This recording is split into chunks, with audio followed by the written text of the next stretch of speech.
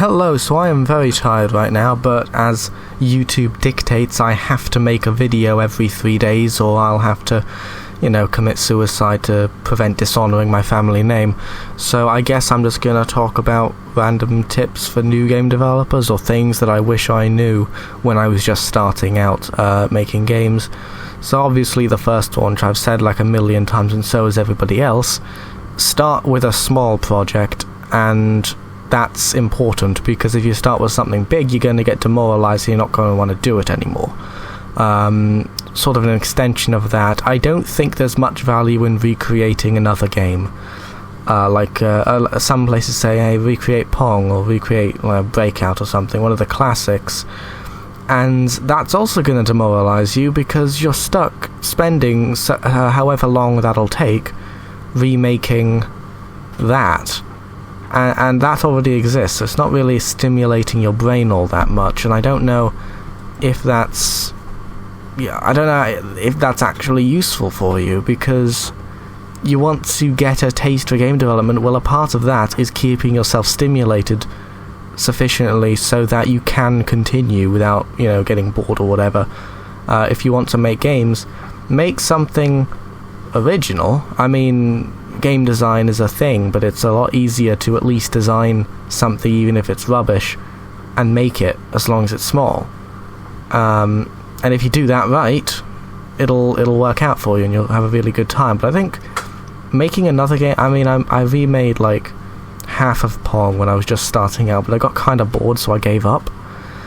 And I don't know, that was okay, because I gave up and then I went and did something else, but not everybody will do something else, and I think that's not a good tip.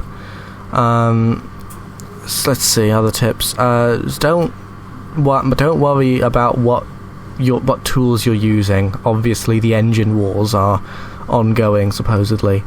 One engine generally isn't better than another engine across the board. Usually they're pretty much, they're usually just good for different things if they're a mainstream player. Godot has some serious shortcomings, which are obviously not ignorable, but it's very easy to use. I feel it has a lot of advantages over Unity and a lot of disadvantages, but Unity and Unreal absolutely are industry leaders for a reason.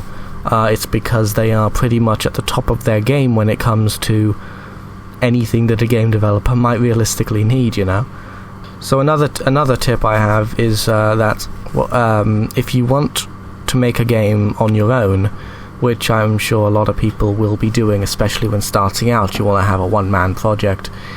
It can be a bit difficult if you're just learning the ropes with somebody else. Learn to program, okay? Like at least at a base level, you should learn some programming language. It doesn't really matter which one. Once you learn one, the others are generally the same. It's just getting into that line of thinking. I would usually recommend just learning Python. Especially if you're going to use Godot, because Godot's, GD script, that's basically Python, with a few small differences. But the point is that if you learn any programming language, the skills that you will learn, the sort of thinking, the logical mindset is actually going to transfer into other programming languages like C# for Unity or C++ for Unreal, or any of the others like Lua for Love, whatever it is that you're trying to use. The same problem solving skills that you would develop by learning a programming language will carry over, and ultimately, with the exception of some like visual scripting languages, which I think Godot 3.0 is going to have. I don't know about Unity or Unreal, maybe they have something like that. I think Unreal does. You can, but you're still going to need to understand the sort of programmatic way of thinking anyway.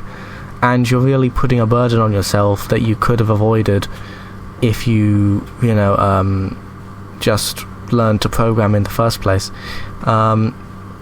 So yeah, that's pretty much all I have for this video. Thanks for watching, and stay tuned for more structured videos where I actually make a point instead of saying some things which I think people should know about. This feels like I haven't actually put much content into this video, but again, I'm pretty tired, leave me alone. I didn't even wait for a good recording environment. There's a little bit of noise in the background, there's a dryer going on, so I guess I apologise for that, but yeah, this is free content. I mean, I'm not charging you for my YouTube channel, so you get what you pay for. I'm not held to any standard.